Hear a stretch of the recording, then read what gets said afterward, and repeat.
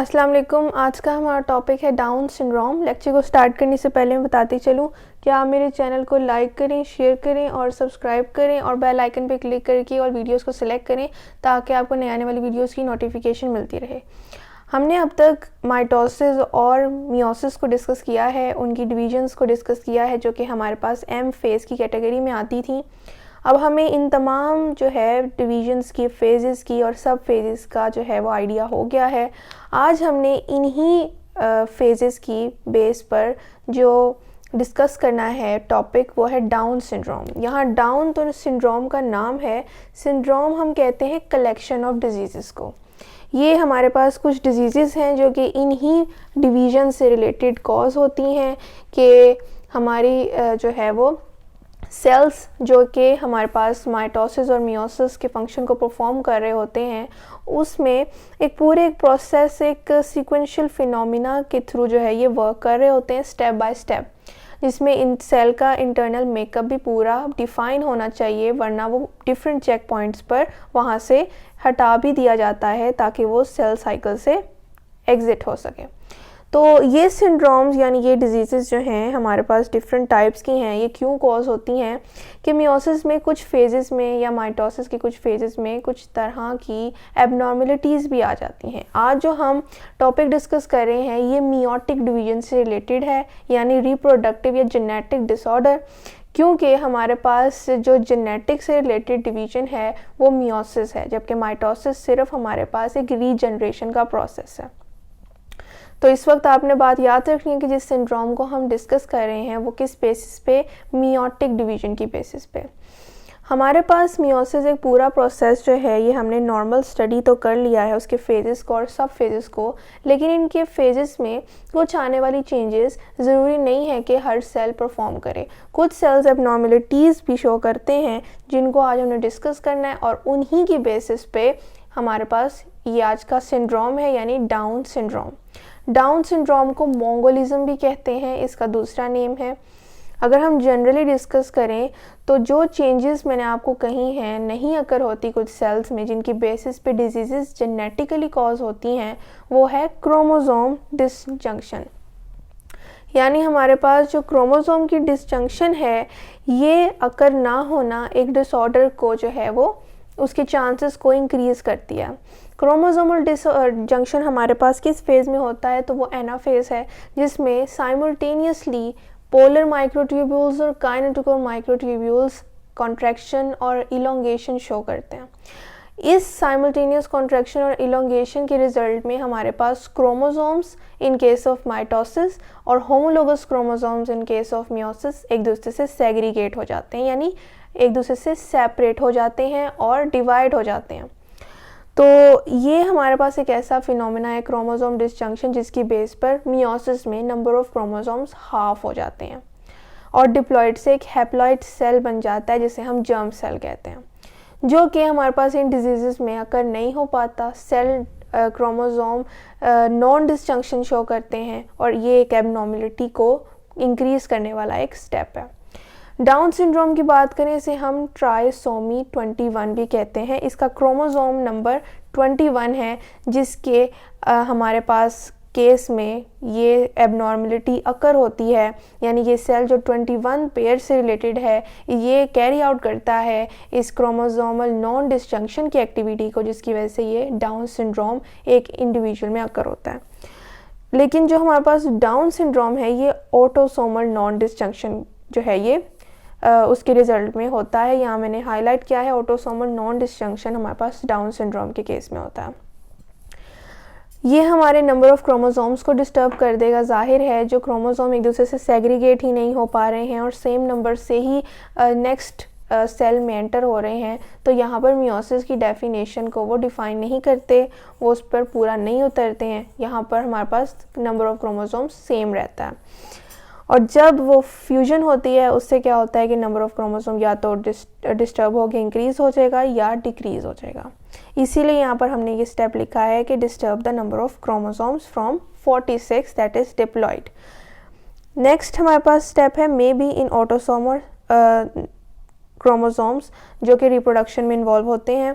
Autosomal chromosomes हमारे पास down syndrome जो है ये उसकी वजह से अकर होता है, ये हमारे पास क्रोमोसोमल नॉन डिसजंक्शन जो है वो कॉज करता है। लेकिन कुछ ऐसे सिंड्रोम हैं जिसमें दूसरे क्रोमोसोम्स इन्वॉल्व होते हैं, वो शो करते हैं नॉन डिसजंक्शन। लेकिन फ़िलहाल आज का हमारा टॉपिक है ऑटोसोमल नॉन डिसजंक्शन पर। यानी हमारे पास जो 23 पेयर्स होते हैं क्रोमोसोम्स के एक नॉर्मल इंडिविजुअल में, उसमें से 22 जो होते हैं वो हमारे पास ऑटोसोमल क्रोमोसोम्स होते हैं, जबकि 23rd पेयर हमारे पास दूसरा जेनेटिकली हम अगर देखें तो वो दूसरा क्रोमोसोम है जो हमारे जीन्स को रिप्रेजेंट करता है। तो उन 22 पेयर्स में से 21 पेयर में होने वाली ट्राइसोमी को हम डाउन सिंड्रोम कहते हैं। ट्राइसोमी क्या है ये हमें फ्यूजन के बाद ही पता लगती है।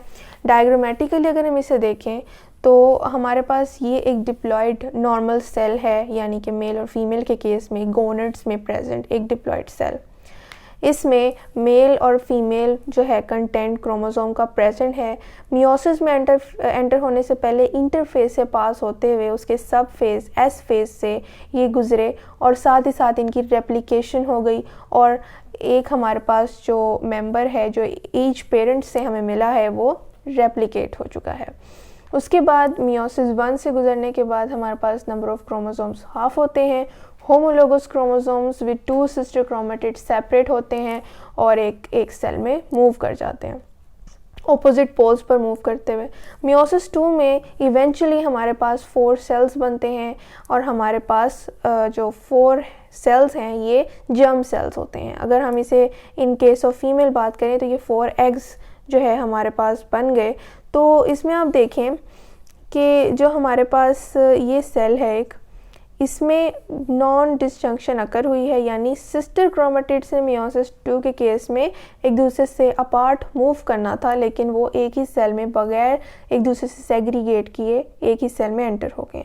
जबकि दूसरा सेल जो है वो उसमें कोई भी क्रोमोसोम नहीं एंटर हुआ, जबकि हमारे पास जो दूसरा है उसमें दोनों हमारे पास सेग्रीगेट हुए हैं और एक सेल एक क्रोमोसोम के साथ है।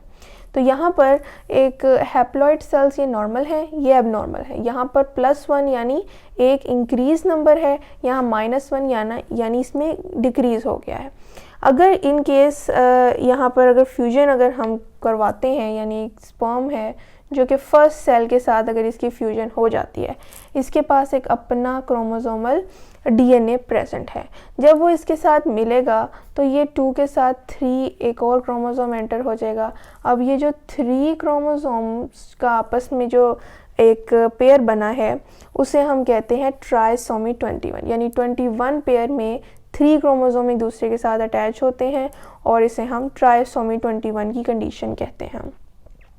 और हमारे पास जो मोंगोलिज्म है वो हम इस स्पेस पे कहते हैं कि हमारे पास जो एक दूसरा सेल है वो बिल्कुल ही क्रोमोसोम्स उसमें प्रेजेंट है ही नहीं। और ये एक्टिविटी रिजल्ट करती है 24 क्रोमोसोम्स में, यानी हमारे पास एक नॉर्मल इंडिविजुअल में 23 पेयर्स होते हैं क्रोमोसोम्स के, इस केस में 24 क्रोमोसोम्स का पेयर बन जाएगा। यानी एक डिप्लॉयड सेल में +1 कर दें तो 47 क्रोमोसोम्स जो हैं वो अब प्रेजेंट हैं। तो ये चीज़ हमारे पास एबनॉर्मलिटी कॉज करती है। अगर हम देखें एक ऐसा इंडिविजुअल जिसमें ये एक्टिविटी हो गई, यानी इस फ्यूजन के रिज़ल्ट में जो हमारे पास इंडिविजुअल होगा उसके क्या सिम्टम्स होंगे इसमें कि एक फ्लैट ब्रॉड फेस होगा, एक चिपटा और एक बड़ा फेस उसका होगा, स्क्विंट आइज़ होंगी यानी उसकी छोटी छोटी आँखें होंगी और उसकी स्किन भी इनर कॉर्नर की तरफ मूव कर जाएगी। प्रोट्रूडिंग टंग यानी उसकी जो ज़ुबान है वो थोड़ी थोड़ी बाहर ही रहेगी, वो अंदर नहीं मुँह के जाएगी, थोड़ी थोड़ी वो बाहर ही रखेगा उसको। और मेंटली रिटार्डेड होगा, उसका आईक्यू लेवल एक नॉर्मल पर्सन से कम होगा और उसका जो सेंट्रल नर्वस सिस्टम है वो भी डेवलप सही तरह से नहीं होगा, डिफेक्टिव होगा। तो ये आज का हमारा टॉपिक था। उसके साथ साथ अगर हम डिस्कस करें, हमारा ये सारे सिम्टम्स और इनकी इंट्रोडक्शन हमने डिस्कस कर लिया। अगर हम बात करें कि कितने चांसेस हैं परसेंटेज के मुताबिक, तो एक टीनेजर की अगर हम बात करें, टीनेजर्स के केस में बहुत जो हैं वो ज़्यादा तादाद में अगर हम बात करें तो मैनी थाउजेंड्स में से सिर्फ 1% चांस है कि डाउन सिंड्रोम अगर हो। अगर एक 40 इयर्स की एक ओल्ड लेडी है तो 100 में से सिर्फ 1% चांस है कि डाउन सिंड्रोम जैसी कोई डिज़ीज़ अकर हो। और अगर 45 इयर्स या उससे अबव है तो चांसेस 3% इंक्रीज़ कर जाते हैं। तो ये था आज का हमारा टॉपिक, जिसमें हमने डाउन सिंड्रोम की इंट्रोडक्शन को, उसकी डायग्रामेटिक इंट्रोडक्शन को, रिजल्ट्स को और बर्थ चांसेस को डिस्कस किया। इंशाल्लाह कल हम मज़ीद सिंड्रोम्स को भी डिस्कस करेंगे। आई होप आपको आज के लेक्चर की समझ आई होगी। अगर कोई क्वेश्चन हो तो आप कमेंट में ज़रूर पूछें। मैं फिर बताती चलूँ कि आप मेरे channel daily dose of education को लाइक करें, शेयर करें और सब्सक्राइब करें और बेल आइकन पर क्लिक करके और वीडियोज़ को सेलेक्ट करें ताकि आपको नए आने वाली वीडियोज़ की नोटिफिकेशन मिलती रहे। शुक्रिया, अल्लाह हाफ़िज़।